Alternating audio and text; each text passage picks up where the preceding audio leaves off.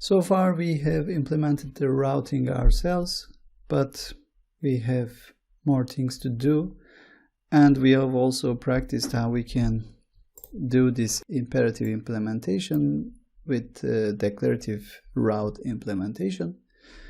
So instead of implementing our own router, let's use a library for this one. And we are going to use this library, this svelte-routing library, and we are going to replace our own implementation with this one. So our tests will help us to make sure nothing is broken after this part. So we are going to replace our own implementation with a library, and we need to have a trustworthy test cases so that we can be sure this library usage will not break anything. So let's start with installing this library, and we do that like this. We have here, we are going to run npm install --save svelte-routing. Let's do that. Killing the test console, running npm I for the short of the install, and the package is svelte-routing. Now running test console once again, and also running application once again, npm run dev, so that we can test it both on browser, and we will also receive the test feedbacks from our test console. Now we are going to use this library, and first thing is we are going to import a couple of components from this svelte-routing, and the component is router. Now we are going to wrap our whole document in this app with this router. So just moving these elements, this is the navigation bar, and this is the actual page content into this router. Now let's save this one. In browser we have no effect about this change, but if we force test to run in our test console, hitting A for that, now we have a failure in app, and that is because of this import part.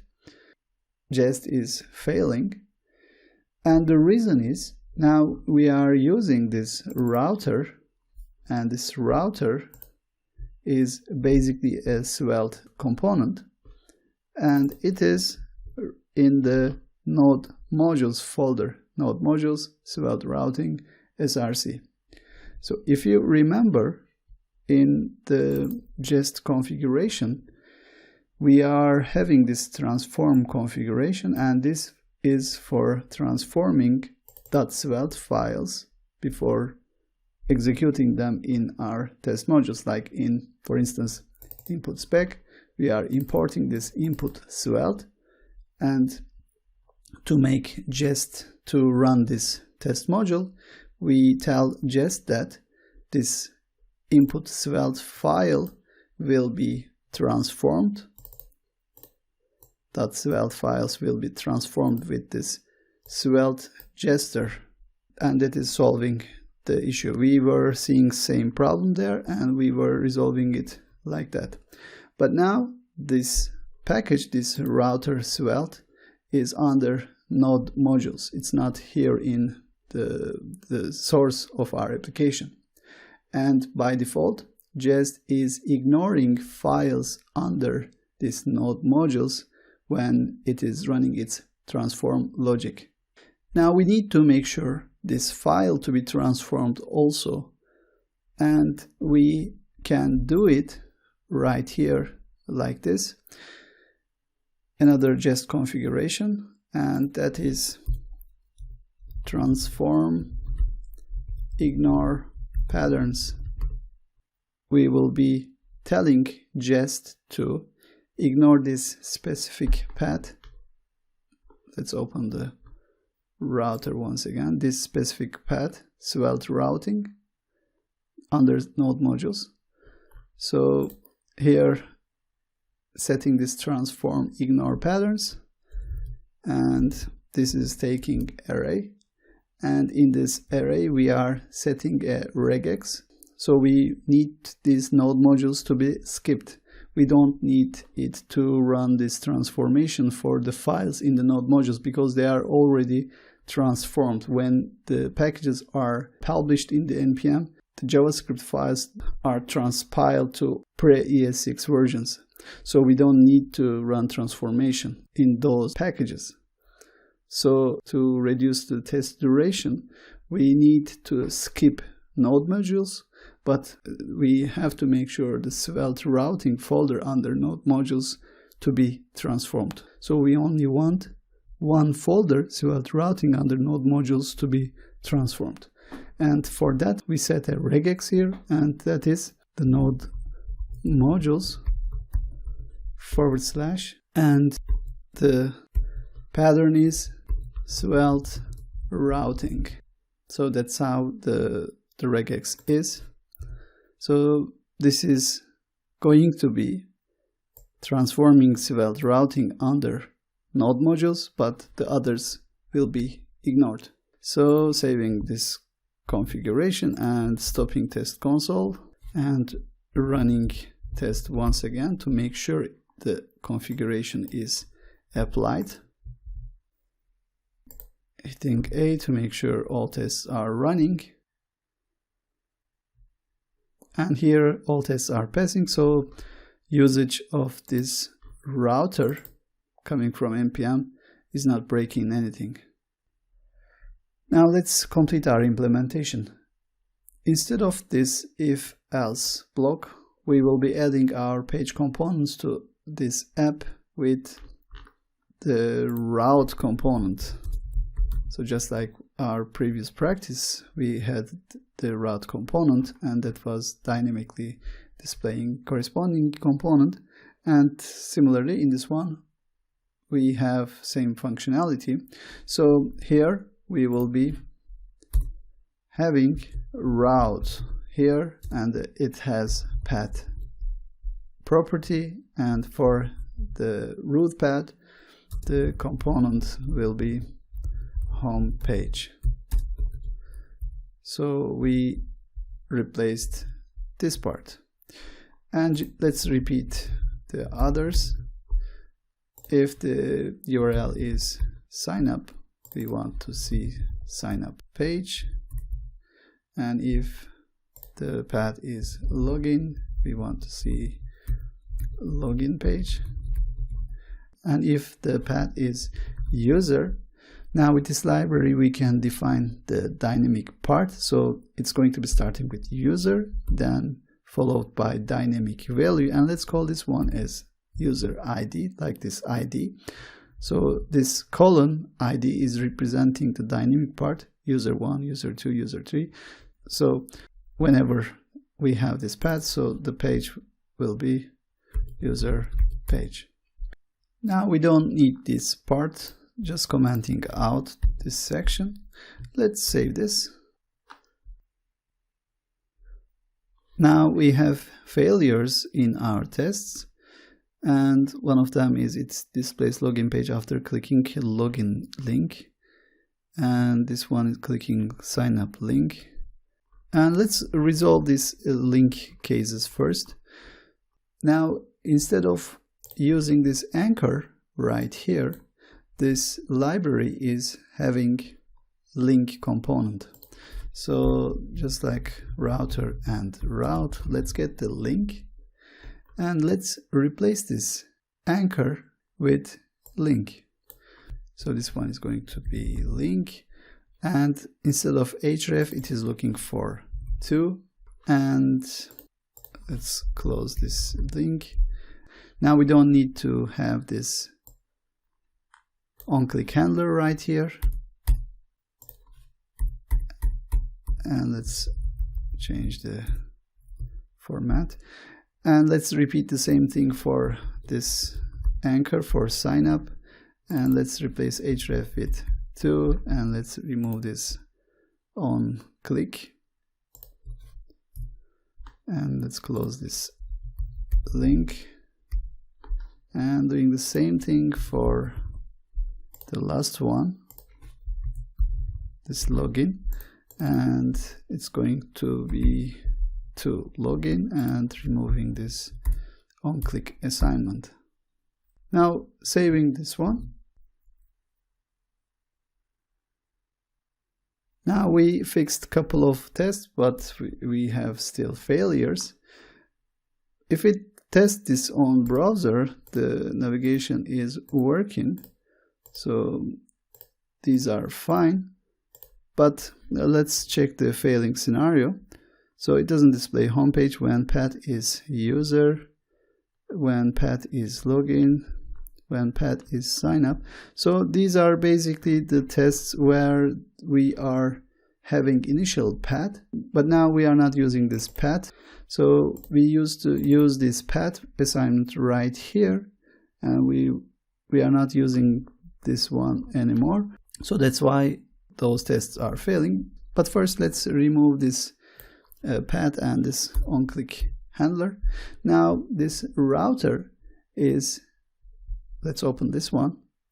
This router is taking this URL as a property, and we can set this URL, and as value we can pass just this window, location, path name.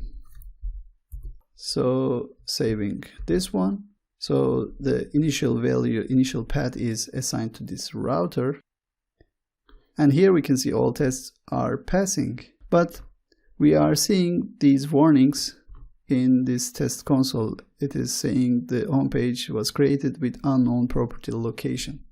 And also if we open this browser console, we see the same warning. If I go to sign up, I see the sign up page. If I go to login page, I see the same warning for that one. And if I go to user, let's say user 1, here this one saying there is location, but also there is unknown prop ID.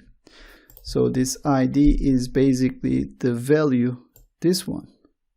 We are setting a route, dynamic route, and this route component is passing this location and also that ID to this component.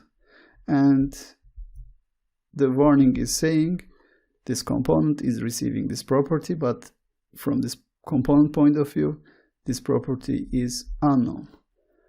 Now, if we open the implementation of this route, this is the route component, and the implementation is just like we did previously. It is basically checking the active route, and if the route matches, and if we set a component for this route element, so checking if there is a component assignment, then it is showing this component with this svelte, and here it is passing this location property and also passing the route parameters dynamically. Route parameters are the ones we defined right here. If we change this name to something else, let's say user ID, then in console we will see this user ID visible. It's dynamically created property for this component, for this page. But let's go with the ID. So for our implementation, we don't need to have the location property in the pages like the home page, the login page, or user page.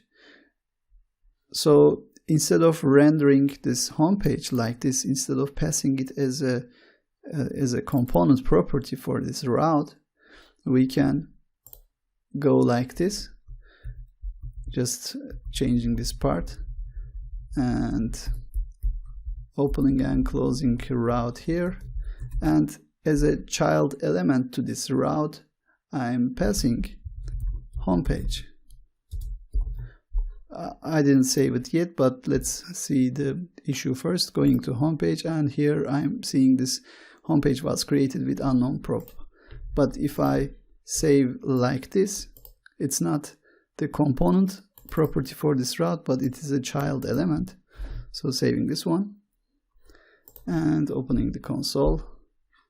Now we don't see this warning. Let's go to sign up page. We have this warning. Going to home page, we don't see the same warning. So that's how we can get rid of that warning, because with this way we are saying, okay, this route will make this home page visible, but we are not looking any property you are passing. So we can apply same thing for others too. So like this sign up page will be visible like this, and similarly we will display login page like this, removing this unused part anymore, saving it. We are going to do something different for the user page, because we need this ID property to be passed to user page, but we are not really interested in the location. Now, whenever a component is rendered, we can get all properties assigned to it. So we can do it like this. Let's open user page, and let's have a script here, and we can just log all the props we are receiving with this syntax, having $2 and props. Let's see what is going to be printed here. Opening the console, and let's go to the user page, user 1. So here it is printing all the props it is receiving. So we have this location and we have this ID. The ID is this one, the 1.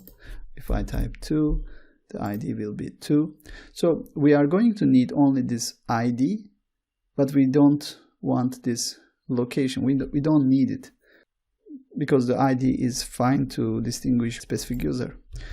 So for solution, we can say we are looking for, just here defining the property we are looking for.